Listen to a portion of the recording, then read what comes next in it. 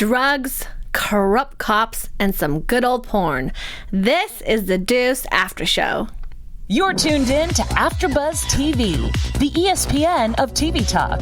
Now, let the buzz begin. Hey, you guys. It's our first Deuce show. On a Sunday, Yes, right? yes. We really love this show to be coming in on a Sunday. Yes.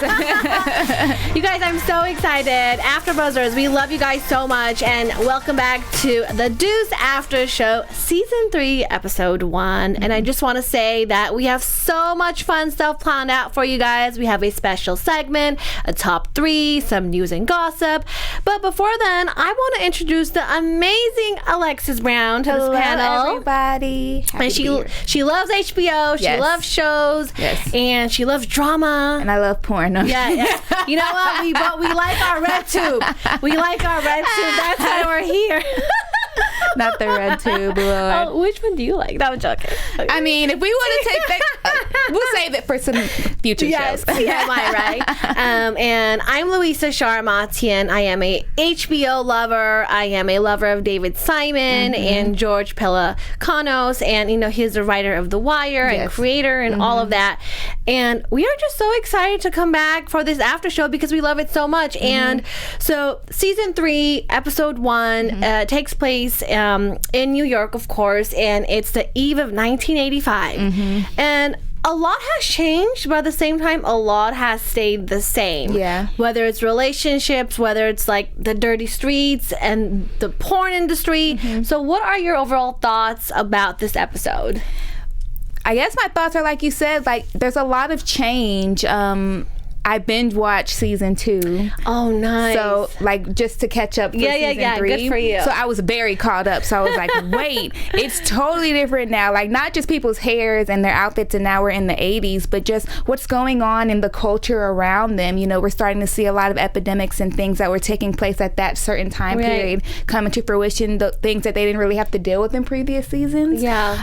So, that makes it a lot more personal because we know these are inspired by things that happened in real life. So, it's exciting to see how things have changed just in the culture and with our cast, and it was just very entertaining to watch. It took me back to the second season, and I think in a good way, where I was hoping to see if there was some improvement with personal lives or situations or like financially. And it opened up with Lori leaving rehab, and there's so many important nuggets we're going to talk about, but I want to open up and talk about Vincent and his open relationship with Abby, and this is legit open, because we see that he brings his ex-wife home, and things get intimate. So how do you feel like that is gonna end in the future? Like, do you feel like that's gonna even stick, this whole open relationship with a keychain on the doorknob?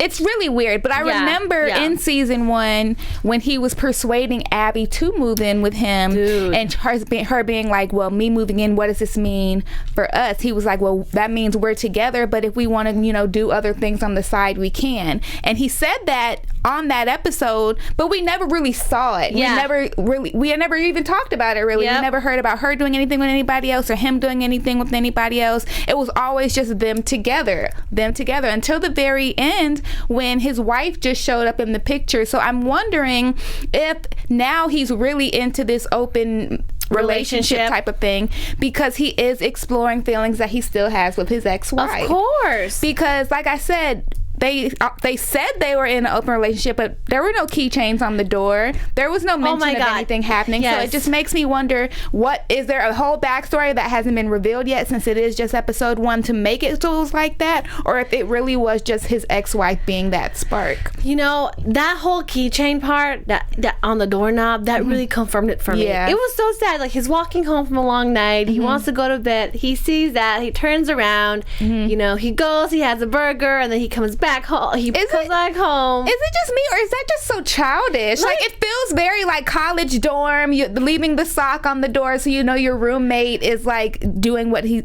or she is doing. Like, y'all are grown. Y'all have businesses. I feel like they should be making enough money to maybe they should just separate. I know. Or get a bigger apartment where they can share rooms. Like, I know this is New York, is expensive, but it seems like they're doing pretty good for themselves. It just feels very like childish. It's childish. Yeah, it's childish. But at the same time, he doesn't know what he wants. But he has the attachment to his ex-wife because of the kids and all of that happening. But for me, Abby's still so young. Remember, so she was just a college grad, college dropout. And in one of the previews, he says she knows so much more about the world right now than me. And I think we're going to explore that more to see, because here's the thing, open relationships is also a riskier thing for STDs. Oh, yeah. And we'll talk more about that too, the rise of HIV and all of that, and the awareness. But, before we talk about that, I know you have some stuff to share about AfterBuzz TV and all our fans. Yes, I do. So first, we want to give a huge thank you for watching us every week and making us the ESPN of TV Talk. Yes. Because we love what we do, we love these shows, and we love talking about them with you. So, as you're watching, make sure to like, comment, and subscribe if you're watching on YouTube. If you're listening on iTunes, make sure to give us a 5-star rating. And no matter what, no matter the time, the place, what's going on, continue to watch AfterBuzz every week, because we can't continue to do it without you. Right on. Thank you, Alexis. And, just to add on, I want to say we are the buffet of TV shows. We have every kind of show. We cater to everyone. Please subscribe, swipe in, DM us, do whatever you want to do. And a major shout out to Keven Undergaro and Maria Menounos for creating this platform and giving this opportunity to all of us. So thank you. But okay, so now let's get back into the meaty and greedy and all the major stuff. So Harvey and Eileen are going to this huge expo summit in Vegas, right? And they have their little booth set up, but they see a lot of amateur porn is on the rise, including VHS now is on the rise, so actual videotapes. And it's so exciting for us right now because we're so over videotapes. It's all digital, but these people are like getting introduced to it. Yeah, they were like, oh, one tape is like $1,000 or something crazy. I know, right? And the cameras and the camcorders and all of that. So, but then we see now they're kind of bumping heads. So, in your opinion, do you think is Eileen smart about holding on to her feministic porn ways, or should she let it go and think about the money like Harvey wants to? I think right now she's kind of sticking to her guns because it's something that she's passionate about. It's something that she's been doing. Her work is literally like her babies to her. So, but I think her stubbornness is going to hold them back, and it's going to take her stuff like how she was at the expose. Nobody buying it, nobody watching it. She's going to see that she's going to have to adjust at some point. And what I'm scared is going to happen before she realizes it is that Harvey's going to be like, look, I'm doing my own thing. We can separate because I don't want to stay in the same thing when things are changing without us. So either, I guess we're kind of going into predictions, I guess. Yeah. So a little snippet of my prediction is that it's going to cause turmoil and maybe they go their separate ways, or she realizes that she needs to change with the times, and they end up doing that and things get better. And it would be a damn shame if she did do that, because I feel like you have to evolve and grow with your surroundings and what the people want. Unfortunately, if the audience wants that weird amateur way of just having sex to music with headphones on and all of that, and I know she wants to keep her feministic ways because she is the voice of the women when it comes to porn, of course. She wants us to have respect while doing it, right? Harvey, other side, he wants money, he wants sales, and she has come so far. And for her to stop at that because of that, I mean, it's just... And I think it's kind of for her like a respect thing too. Like, I think she wants to be respected as just a filmmaker in general versus being a porn filmmaker. Like, I think maybe also she could realize, well, maybe I should actually do actual film that isn't porn, where I actually can tell stories and can give real, like, be real significant in how I do it. So maybe that's what it's going to be. I actually like that. I didn't think about that. So now you're saying maybe she might even leave porn overall. Yeah, and just continue to be a filmmaker, because I feel like she just wants to be able to tell stories, and just amateur porn of just people on their couch having, amateur sex. No, she can't tell a story with that. She can't be animated with that. I love that. That is so powerful that you said that, because I just feel like, because Harvey said, oh, then if you want that, go get a European investor or all of that, but she's like, no, I don't want to do that. So I just feel like you're so right. This can be a little insight for her where, you know what, I should just be a full-blown female director and writer leaving the porn industry. And which is going to be hard, I'm sure, because I'm sure back then they probably didn't have a lot of female directors. Oh yeah. So that could be a challenge in itself and a story that we have to watch Eileen grow with. I would love to see if that's going to be the future of Candy, you know? And if, audience, if you guys have any input on that, any idea or predictions on that, you know, Alexis has the live chat up in her phone. We are live, so just give us some input. We love to see what you guys think and want more of and all that good stuff. Okay, so now let's get to the whole... This is just so... It's hard to watch, the whole rise of HIV and AIDS and the corrupt streets and all of that. But what kind of was more sadder to watch was Paul and how it's obvious that the love of his life is obviously infected, right? So we see Paul, first of all, leaving his club. He has a club now that's not doing that well financially. So I got that as well. But also, his partner is an actor, right? He was doing a play. Yeah, the community theater. At a theater that he funded. So when he was removing the makeup, we saw the scab over there, which was so, like, hard to watch. It's like, oh my God, this is, like, real stuff. Yeah. So we see HIV on the rise. We see people getting really scared about STDs. Bobby, including Bobby. So he even had, like, a little pimple on his butt. So what did you think about that whole situation? Like, how did you view that? Was that scary to watch? Like, something at its birth? I mean, it wouldn't make any sense for them to have done this time period and the subject being porn without mentioning it happening, because this is when it was happening. I'm also a big fan of Pose on FX. Yes, and which I still need to watch. And they're in this same time frame, and they're talking about the AIDS epidemic from the viewpoint of, you know, being transgendered and just being, you know, in the ballroom community. If you don't watch Pose, watch it and you'll know exactly what I'm talking about. But so I got to see it from that side, and now I'm getting to see it from the porn industry side. Yeah. So it's really interesting to watch. I really love how, you know, I'm not only watching something happening, but I'm watching something that I know really happened, and to get to learn more about it is really cool. And also how at that time they don't know a lot about it. You know, Bobby's like, you know, can I get it because you have all these gay patients sitting in your waiting room, and the doctor said no, it's not something where you can just cough and get, you know, that's what we know so far. And also the questions that he was giving Bobby about, not questions, he was saying, you know, don't lick the asshole or don't do this and that. Well, he said rectum. I'm just being very non-filtered right now. But the way he was kind of reacting to the doctor and his questions, it kind of made me feel like he has been messing with men. Yeah. Like, and that's why he has this automatic scare out of nowhere, because I feel like back then people really only thought that if you were gay you could get the disease. Yeah. And so I feel like it had to have been something that prompted him to want to go see the doctor. And then his responses when the doctor asked him the questions like that, he was like, well, why would I do that? You know why somebody would do that. Yeah, I mean, why go near the rectum, or why don't, you know, pull out, or all that stuff. He was acting very guilty to me. Yeah. And so I think there's going to be some sort of story there with how he has not only just been having an affair and cheating on his wife, but that he's been also messing with men. Yeah, and I feel like they're so clueless about it right now, and that's what's so scary, that I don't even think, you know, using protection was something mandatory for them. Maybe at the little whorehouse it is, but I think on the streets and all of those workers and all of that, it wasn't like a mandatory thing. And, you know, speaking about the streets, you know, the streets have gotten worse. There are so many, you know, attacks, you know, groups of gangs and kids doing all that stuff. And then we get introduced to Jack Maple, who is played by Dominique Lombardozzi. I hope I'm saying this right, because I'm a big fan of you. So Dominique actually used to play Herc on The Wire, which is another famous David Simon show.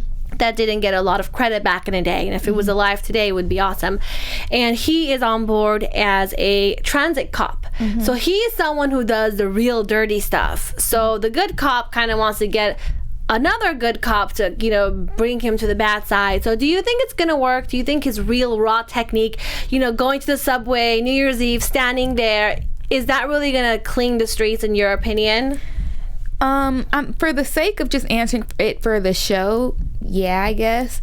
I just don't trust cops. So anytime I feel like there's anything involving the cops, I feel like there's some type of conspiracy to do something bad, because that's just my own personal views of the cops. But they are showing a lot on this show that, you know, a lot more police brutality. We're seeing that a lot more in this season than we have anywhere else. Not saying it wasn't happening before then in real time, but it's really shedding a light on it this season. So I think they're going to use whatever situation he's trying to bring him into as a way to shine light on how the justice system kind of has, you know, corrupted things. Yeah. And even the mayor, gosh, I wrote down his name. He's played by Gene Goldman. He is also someone who is in the closet. He's married to a woman, but he has several interactions with, you know, men. And I think he really wants to help the society. I just don't think he's strong enough. I don't think he has, you know, that grit to kind of tear down a city, put it all together, and there's just so much going on. It's such a weird cycle. And even in the New Year's Eve shot at the club, we saw he was eyeing that one guy in the club. Do you know what I'm talking about? That weird skinny pale dude. And I feel like they probably had sex, and now he's like, shit, what did I do? Because that guy looks like he might be sick. Everyone's coughing, and even like the other girl too. The other girl that was one of the sex workers on the street, the beautiful tall one. Yeah, she's coughing too. She you know, she's a big drug addict in the show, and she does heroin, and they shoot up. So even if she didn't get it through sex, she could have gotten it through that.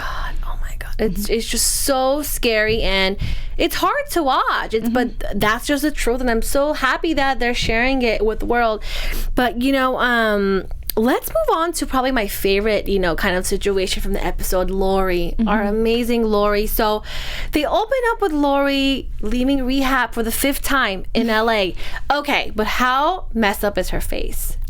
Like, not in a bad way. Like, she's such a great actress, and the makeup is so on point. Do you see how angry her face is? Like, something has changed. She's not that fun young girl. Yeah, I think she's just probably just seen a lot more being in LA and kind of being on her own, because even when she went to New York in the first season, immediately she met Cece, and he kind of just became like, he was her pimp and he brought her harm, but in a way still her protector and making sure she was good. So now she's been on her own, and she's in a new city, and she's trying to move up, and all the people around her are doing drugs. Like, she literally couldn't go to one place without somebody offering her a drink or some type of drug. Of course she's going to continue to relapse. You know what's so heartbreaking to see? So she left this relationship with Cece, right? Abusive, controlling, daddy issues, all of that, right? But now she has another one very similar. Just because it's in LA and it's in a suit does not mean it's any more, you know, better than what it was before. And he picks her up from rehab, takes her to the producer.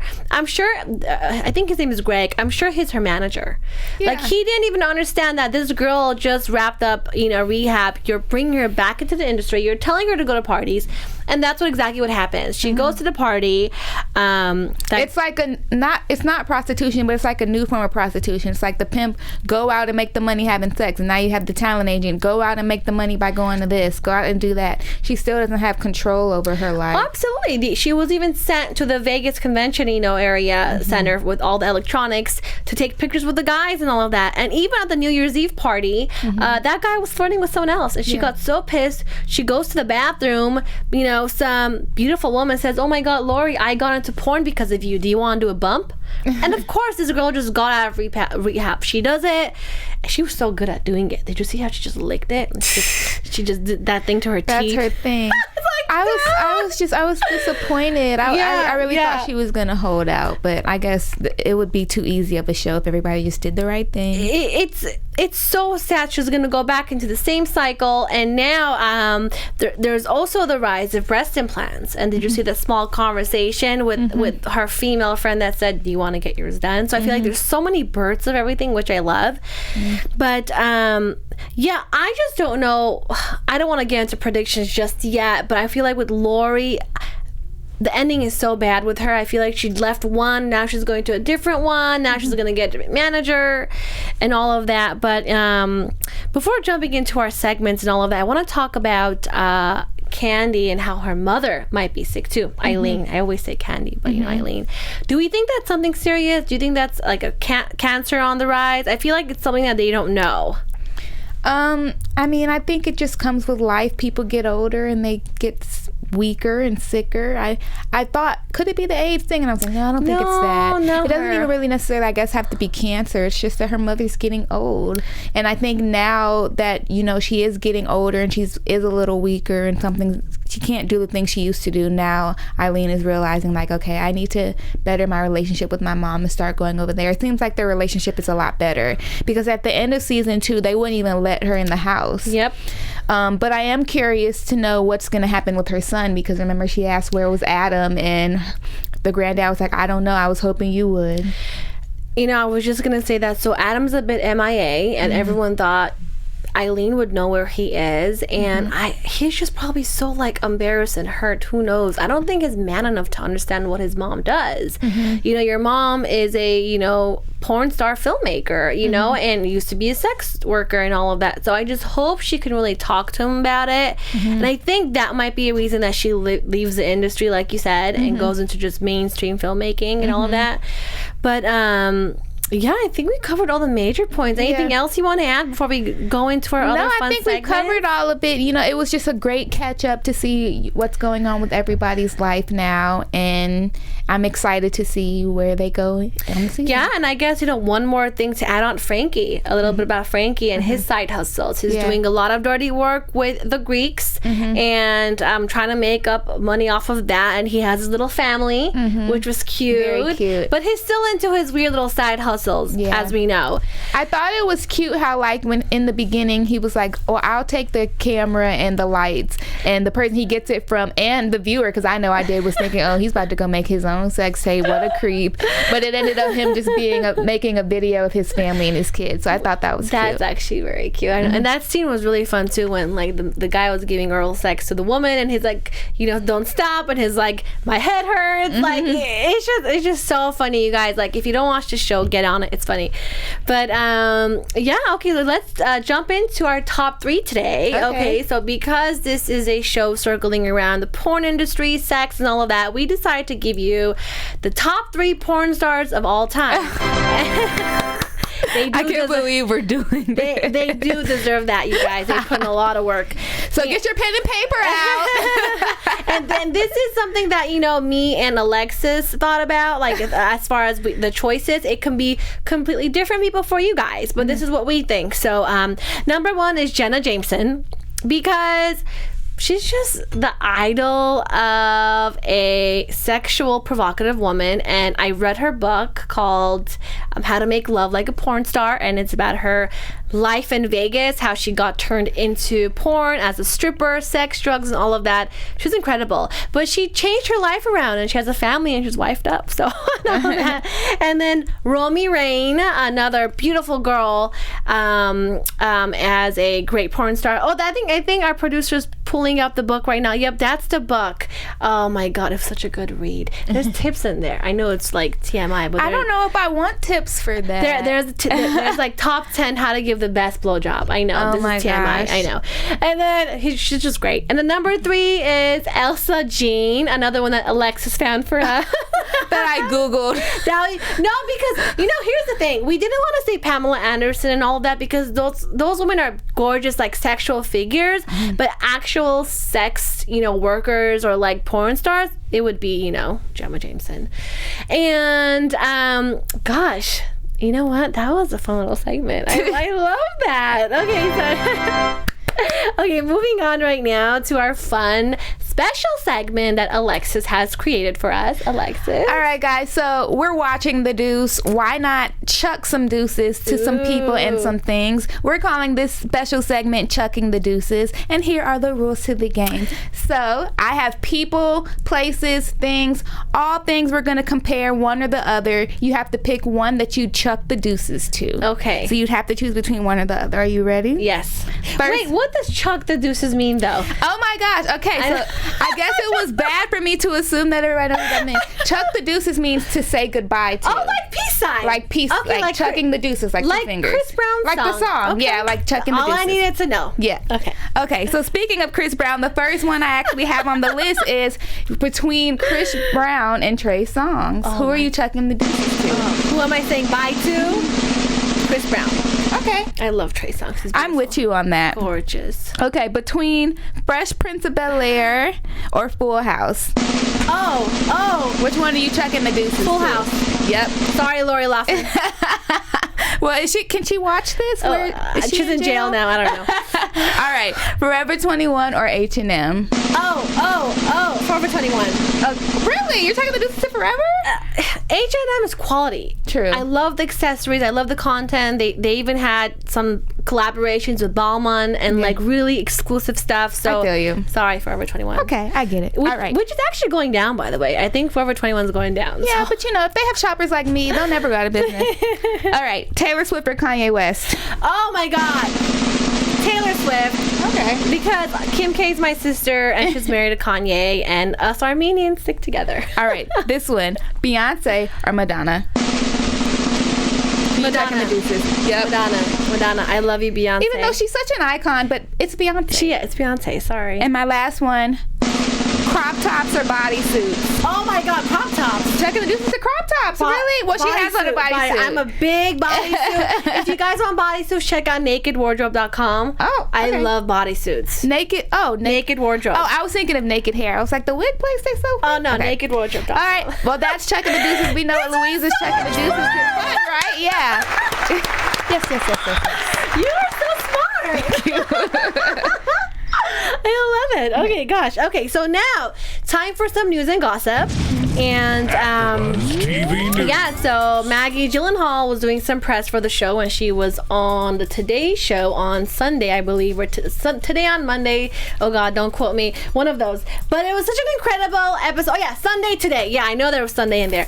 So I don't know if we're going to show a few clips. If not, it's muted. You can check it out on the website. But what stood out to me was an incredible interview, and she said The Deuce is her favorite work by far that she's done.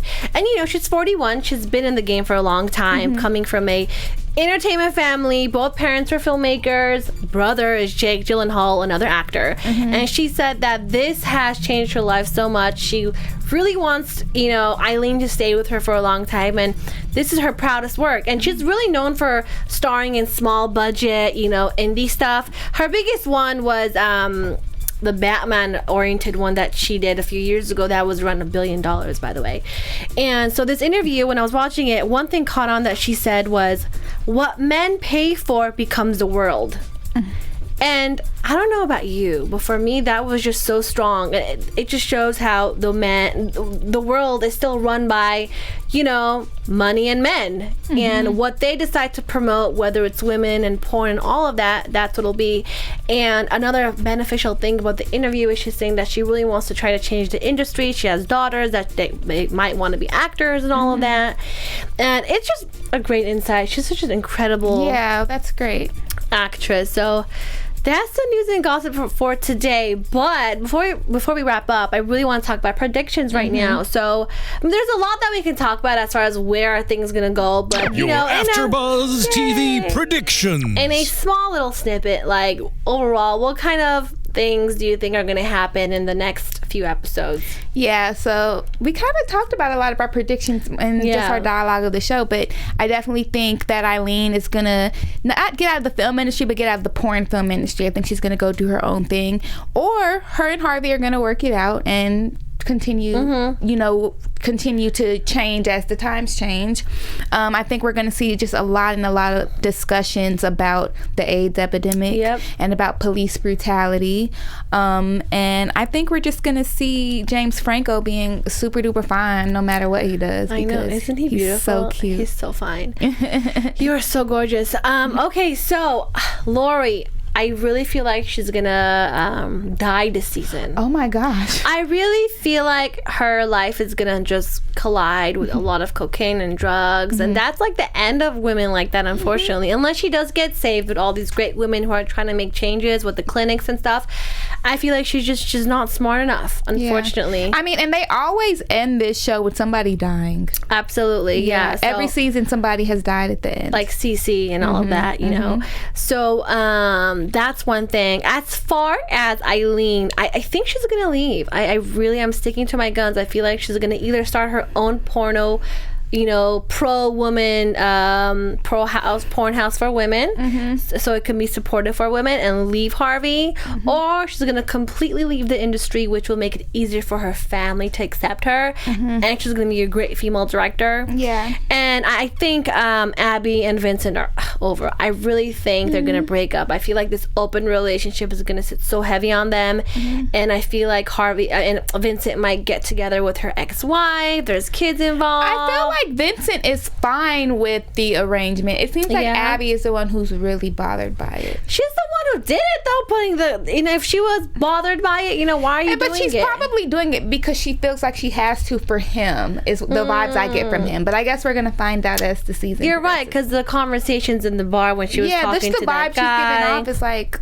I don't like this. Yeah, and speaking about the bar, I did want to mention Eileen's date when having a drink for New Year's Eve is one of my favorite actors from House of Cards, and his shout out to Corey Stoll. I don't know if you've seen House of Cards, but he was Peter Russo. He's the one that they killed in the car. Incredible actor, and I love how they recycle these characters. But shout out to you.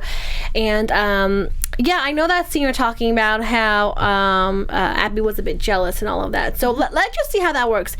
As far as the streets getting cleaned up, I don't know yet. I have to see more. I want to see what Jack Maples are going to do. Are you going to round up a lot of people? Are you going to put these people in jail? Like, what's the outcome, And then as far as Paul and his boyfriend, I feel like the boyfriend definitely is infected, because then why are they showing us the scabs and it got bigger and all of that? So it's just going to be hard. It's going to be hard things to watch, but I'm excited to see it. Amazing writing, amazing show, and you were so fun to chat with. Oh, thank you. Yeah. And I love the music of the show, 80s, 90s, and all of that. And until then, where can everyone find you on social media? Hey guys, you guys can find me on Twitter and Instagram at I am Lexi Fierce. That is IamLexifierce. Oh, look at our cheerleader here. You can find me on Instagram at Louiza Sharamatyan and on Twitter at Lou Sharamatyan. We will see you next week. Catch you later. Our founder, Keven Undergaro, and me, Maria Menounos, would like to thank you for tuning in to AfterBuzz TV. Remember, we're not just the first, we're the biggest in the world, and we're the only destination for all your favorite TV shows. Whatever you crave, we've got it. So go to AfterBuzzTV.com and check out our lineup. Buzz you later. The views expressed herein are those of the host only and do not necessarily reflect the views of AfterBuzz TV or its owners or principals.